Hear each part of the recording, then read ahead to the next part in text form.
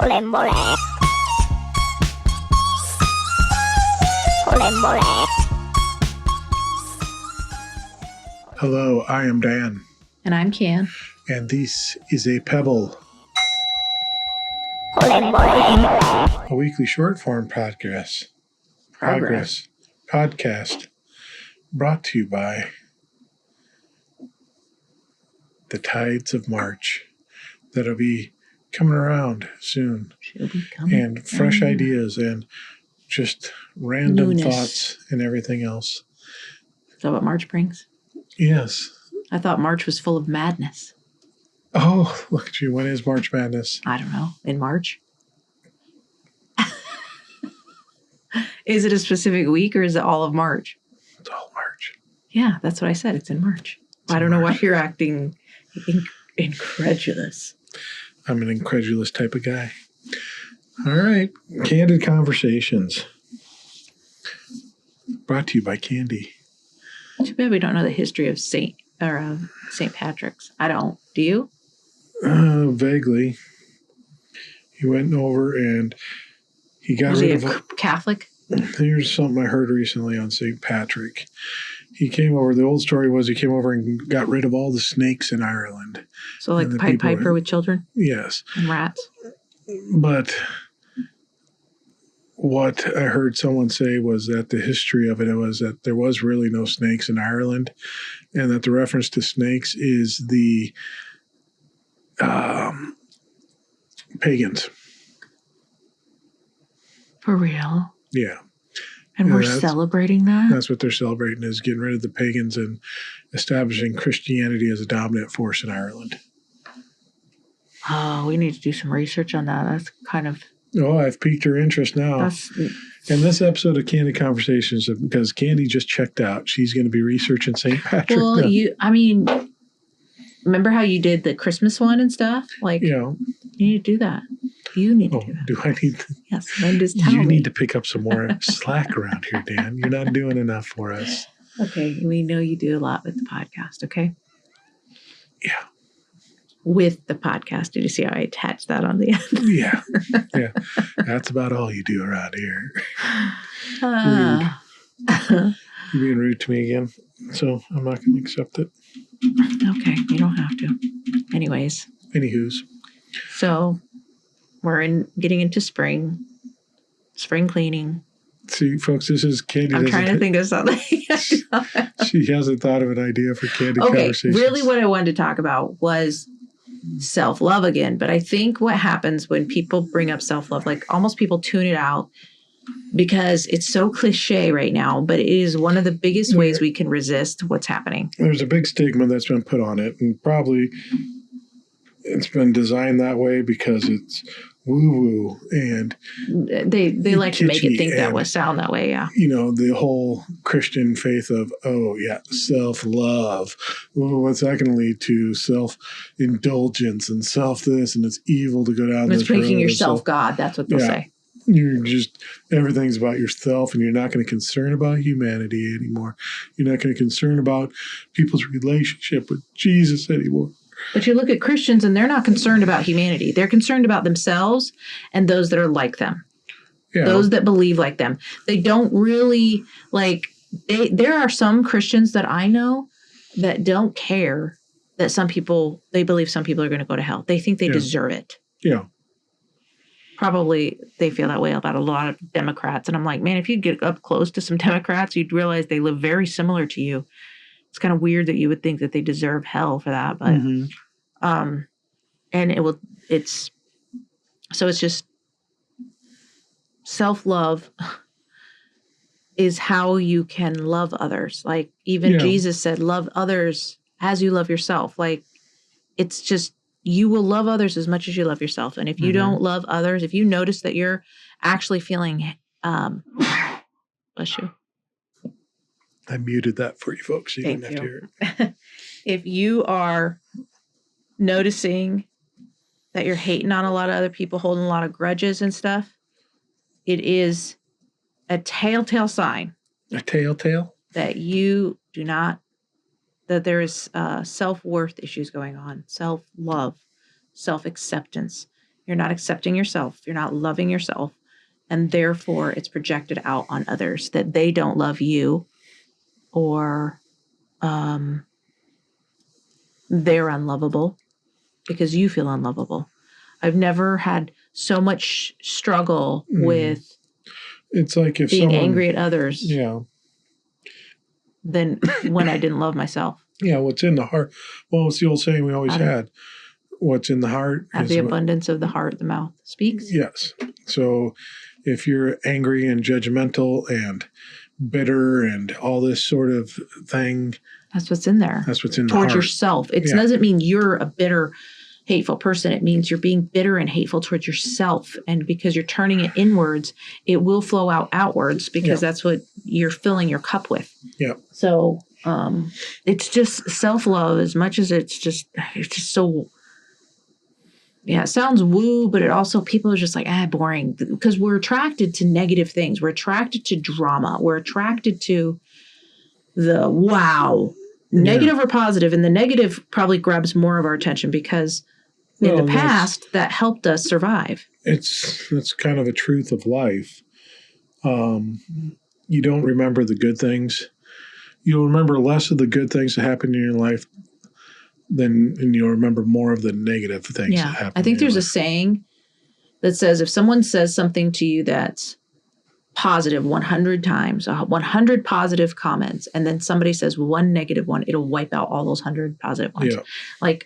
But it is because we are wired to look for the negative for safety, to look to protect ourselves from the negative, right? Mm-hmm. So we're constantly scanning, and when we see the negative, it's very aware to us. I was thinking about this today when, people are saying people can't be trusted, blah, blah, blah. And I'm like, most people can. I think most people can, because if you think about it, you drive on the road every day, most of us, and most people follow the rules. Most of the time, you don't get in any accidents. Most people don't get in any accidents. Do they happen sometimes? Yes, but those are the ones that we remember. And then we're like, people are terrible drivers. The people you don't want to trust are the people that say that they're the most trustworthy and the most honest. If someone has to tell you that, they're probably not. Let's just I mean, honestly, folks, you can believe me when I say this because I'm very trustworthy and I'm the most honest guy you'll ever meet. Nobody knows your jokes. Wait. See, this is the thing you were getting on me earlier is because I am kind of dry in my humor and sarcastic. Mm-hmm. And you laugh because you'll read some of the comments on my post. Yeah. And you're like, these people don't get you. And I don't give a shit. No, you don't. I'm trying to defend him. Like, he's being sarcastic. Like, oh, God. I just need to let it sit there and but it has the podcast name on it, buddy. So let's be mindful of that. It's not just you. So that's kind of my shtick. I like to lace things in sarcasm and see if it catches anyone. And sometimes I get really good at it. It's rare, but sometimes I'll hit a real good one. And sarcasm is an excellent style of humor. It is, but it is not loved by everybody.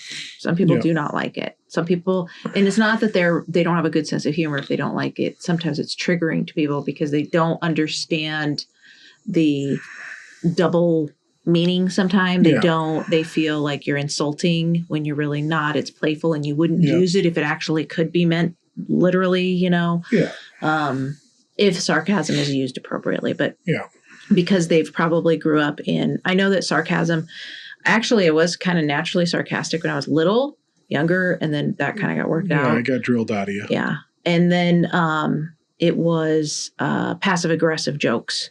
Oh, and so that's why I didn't like sarcasm at first because I didn't know, or I didn't like it when I was started probably dating you is when I was around it more. I didn't know if you were being truthful or, you know what I'm saying? And yours weren't passive aggressive, that you were just being playful and you weren't being mean. You weren't saying anything mean. You might call out something that I do that's very naturally part of my personality, and I would take it as an insult or a dig at me because but sarcasm it's an interesting, there's lots of different types of humor. Have you ever looked it up? Yeah, there is. Like the different styles of humor. I think people think there's only the one, like you either have a sense of humor or you don't. There's tons of different sense of humor. I think everybody has one. It's just, what is it? There's so many types. Yeah. And you have different types that you might have several types that you like. Yeah. You know? Yeah. Different things hit you different ways. Yeah. So, at different times. But, but back to the self-love. It's a key. I mean, again, it's taught biblically. Out of the abundance of the heart, the mouth speaks. Mm-hmm. So if you don't have that abundance of love in your heart for your own self, how are you going to love your neighbor? If you don't know how to love yourself and how you appreciate, because you're going to treat your neighbor, basically what Jesus was saying, you're going to treat the neighbor how you treat yourself. Mm-hmm. So if you're going to treat your neighbor like shit, you're probably treating yourself like shit. Yeah. And you probably need to look at that. Yeah. If you don't care about how something impacts other people, it's not because you're a callous, cold person. It's because you are wounded inside. You're mm-hmm. insecure. You care only about you because you come across as selfish probably. Yeah. And it's not because you love yourself. I think people think that selfish people love themselves too much. Like narcissistic people that appear to love themselves so much and put themselves first are the most insecure. They are, mm-hmm. They're just like wounded inside. Yeah. It's really sad. They're, and they probably, most of them will not do the inner work because they will not recognize that they need to. But it's a strong defense mechanism to stay safe. And they developed it when they were young, most likely. Yeah. And that's just, and so those who love themselves are, as you grow to truly love yourself, not just pamper yourself, though that can be part of self-care. Self-love is learning who you are and accepting yourself just as you are. Stop hating on it. Like so many of the women, like I've had clients that, hate on their bodies. And it's like, if you hate your body, anything you hate is not going to want to work for you. It's not going to give you its best when you're hating on it. And you're not going to treat it very well when you're hating on it. So when you hate your body, you will treat it terribly. You will put all sorts of terrible things in it without care, without thought. You will be mindless about how you deal with your body. When you actually start to love your body and care for it, you treat it better. You make sure it moves and it drinks the water in it. It sounds like it gets the hose or... but, like you take care of it. You take care of the things that you love. And if you love yourself, you take care of yourself. You take care of your mental health. You put it in a priority, as a priority, And as you do that, you'll have more emotional regulation. So if you notice that you're not emotionally regulated, meaning you fly off the handle very easily, or you get very irritable, or you cry very easily. I was there. And it is due to not loving myself. And the simple way to just start is to start with a simple affirmation. Even though you might not believe it, maybe say, I love myself. I am learning to love myself. If you can't handle I love myself, say, I am learning to love myself. If you can accept that, say that every day, several times, set alarms on your phone to say it. Listen to Kendrick. I love myself. Yeah, actually, I like that song, actually. That's not Kendrick, is it? Yeah. Is it? Yeah. But you should love yourself. That's not a bad thing. It's a very good thing. And if you love yourself, you will love others very naturally. Yeah. They flow out of each other, or they flow.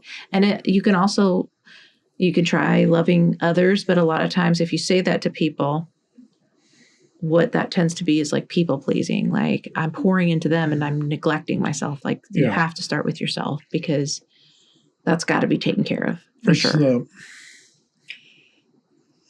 How I want to say this. For us, it's been the best way. Mm-hmm. Because then it's just an overflow of what's already going in. So it's not extra work going out to other people. It's just what's flowing out. It's the abundance that's flowing out. Again, out of the abundance of the heart. Yeah. It flows out. There's more to, you just give and give it. And for us, it's been easier that way. Mm-hmm. Once you can start looking in and fixing that relationship with your own being and your own person and getting into it and sitting in the tough times and dealing with and working through the tough emotions and judgments and thoughts and everything else being put upon you, then you start to build that and it starts to come out. So then it shows and people will latch onto that and appreciate that. Well, and you can't, one thing you got to be warned about is when you start to actually learn how to radically love yourself, it's going to stir up relationships that are going to come to the surface where there's not maybe someone in your life who's loving themselves. Yeah. So it's causing conflict and it's causing strife and unrest. Well, you're starting to shift into a new energy of self-love. It will shift relationships. Either those relationships fall away for a while, maybe for the rest of your life, I don't know. Or the relationship begins to shift because they begin to shift by observing you or vice versa. But you've got to start it for yourself. Mm-hmm. And then new relationships will come about that are in that energy, in that frequency where self-love. So then people who are in your life, I've noticed for me, like it's created a new shift, a new group of people that actually love me and know me, and they just accept me with all my differences, and I don't agree on everything, where I was in a system where I had to agree. I've noticed any relationship where they insist that I agree with them, those relationships are almost entirely gone from my life. I'm not close with any of those people anymore that say I have to agree with them or I'm out. Yeah. That's not type of energy that I want. I don't want people to just agree with me. The only thing I think we need to agree on is that we should love ourselves and love our neighbor. Yep. No. Simple. That's good. Yeah. That's good. So, yeah, get back in loving yourself. Understand that I'm sarcastic at times and deal with it. Just accept him as he is. Accept his and some thoughts that are coming to me now.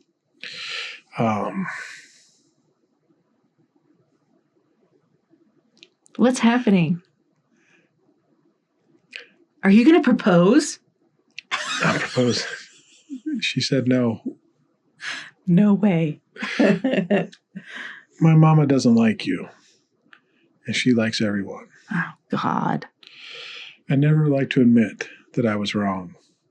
I've been so caught up in my job, I didn't see what was going on.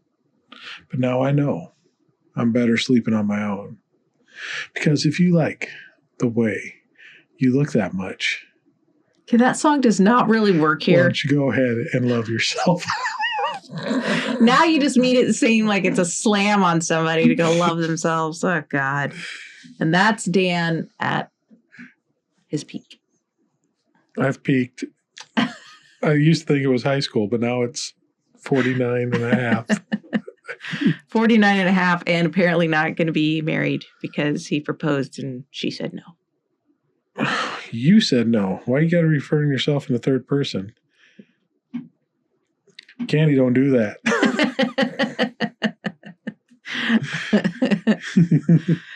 I'm going to start referring to myself in the third person. No, you're not. That's weird. All right. Dan says go ahead and check out danandcan.com because Dan says that's a smoking website. And Dan really loves going to that website, checking out all the things, Drop the Stones. How often are you on that website? You do not manage the website mostly. I do. Dan says it's a good website. Go check it out. Dan likes that website. Dan would also like you to give 5 stars up and above. Give us a rating. Boost us a little bit. Give us that boost. Let that outpouring of love that you have in your heart show with a 5-star rating. And if you give 4 stars or less, then you're a miserable bastard that needs to learn how to love yourself. Wow. That's what Dan says. That's what Dan says. That's what Dan says. What does the Dan say? Is that the tune you did it in? What does the Dan say? She's going to be singing that all night tonight. It's going to probably be stuck in my head. And it's getting late, and I'm getting tired, so. Oh, okay. Now all of a sudden, Candy's getting tired, so we're ending this. Well, you instead will yawn, and we're on video now. You can't no, you don't do a yawn. You stretch your nose or something. No, that's not how you do it. Your nostril stretches because you try to get the oxygen without opening the mouth. Do not yawn on a podcast. You cannot. We got to do this earlier. You started talking about it, so you forced it. Love you. Remember, listen to us. Because we have some very strong and disturbing opinions. Bye. Bye.